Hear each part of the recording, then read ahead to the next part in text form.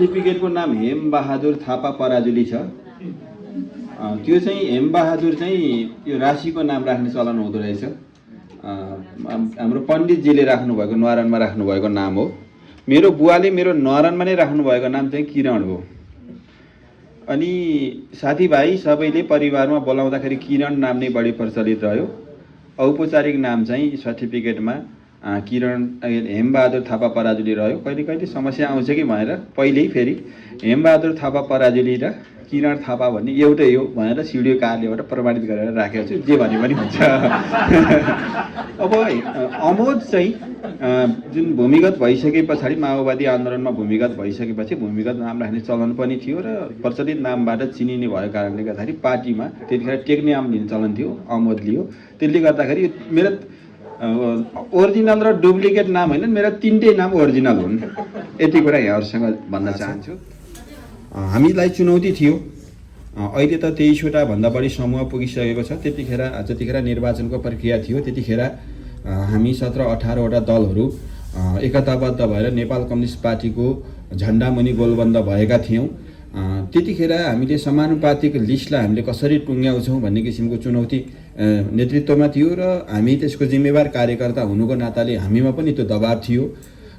कास्की जिल्ला र सिङ्गो देशभरि हामी प्रत्यक्षतर्फको उम्मेदवार कसरी टुङ्ग्याउँछौँ भन्ने चुनौती र चाहिँ त्यो किसिमको जिज्ञासा हाम्रो बिचमा पनि थियो। नेपाली कम्युनिस्ट पार्टीले समानुपातिक र प्रत्यक्षतर्फ जसरी उम्मेदवारको चाहिँ चयन गर्यो त्यो चाहिँ समकालीन पार्टीहरूमा सबैभन्दा उत्कृष्ट सूची र उत्कृष्ट उम्मेदवारहरू प्रस्तुत गर्यो भन्ने किसिमको आम मान्छेमा पनि त्यो सम्प्रेषण भइरहेको छ। त्यो कारणले गर्दाखेरि हामी त्यो चुनौती सामना गरेर एउटा सर्वसम्मत उम्मेदवार लिएर यहाँ उपस्थित रहेका छौँ। यो उम्मेदवारको प्रस्तुति र यो चाहिँ अहिलेसम्मको गतिविधिले हामीलाई के देखाएको छ भनेदेखि कम्युनिस्ट पार्टीको एकता र नेपाली कम्युनिस्ट पार्टीको एकतामा जुन किसिमको जनतासम्मबाट अनुमोदित भएको छ र एकताको प्रवृत्तिले चाहिँ विजय हासिल गरेको छ भन्ने मलाई लागिरहेको छ। निर्वाचनको प्रक्रियामा हामी सहभागी भइरहँदाखेरि हामी अत्यन्तै उत्साहप्रद जनताको चाहिँ एउटा चाहिँ प्रतिक्रिया हामीले पाइरहेका छौँ र जनताले स्वागत गरिरहेको हामीले पाइरहेका छौँ। चुनौती यद्यपि हाम्रो अगाडि छ र सञ्चारकर्मी मित्रहरूले कास्कीमा तपाईँहरूले जुन किसिमको चाहिँ आफ्नो क्यामेरा आफ्नो कलम चलाउनु भयो त्यसका कारणले गर्दाखेरि आज हामी उम्मेदवारहरूलाई जनतामा जाँदाखेरि हाम्रा सकारात्मक सन्देशसहित हामी उपस्थित भएका छौँ र यसले हाम्रा उम्मेदवारहरू र कम्युनिस्ट पार्टीको पनि एउटा चाहिँ सकारात्मक सन्देश जनतामा प्रवाह भएको छ। त्यसका लागि तपाईँहरूले गर्नुभएको मेहनत, तपाईँहरूले गर्नुभएको तदारुकताको लागि चाहिँ म हार्दिक धन्यवाद व्यक्त गर्न चाहन्छु।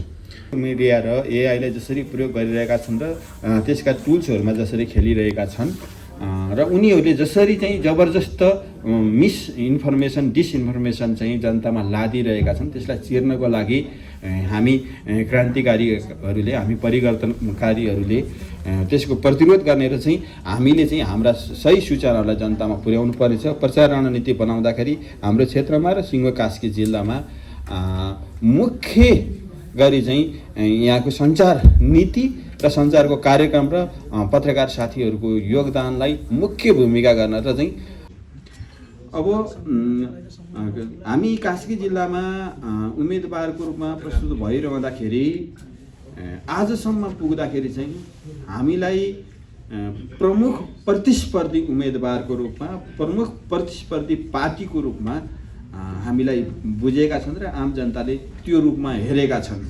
कास्की जिल्लामा कहीँ कतै र कसैको गढ छैन, गढहरू पहिल्यै भत्किसकेका छन्।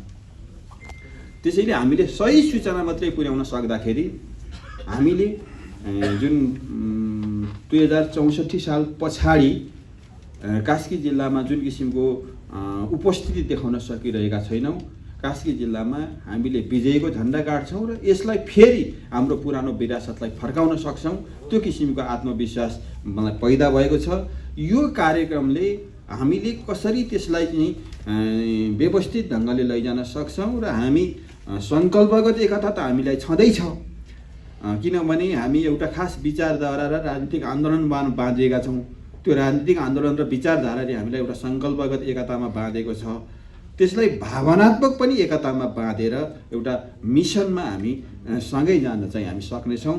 हाम्रा सबै जसरी युद्धमा जानुभन्दा अगाडि आफ्नो आन्तरिक नफ्री, आफ्नो ट्रुप्स, आफ्नो प्लाटुन, आफ्नो कम्पनीलाई चाहिँ व्यवस्थित गरेर चाहिँ आन्तरिक चिजलाई मजबुत बनाएर लैजान्छ।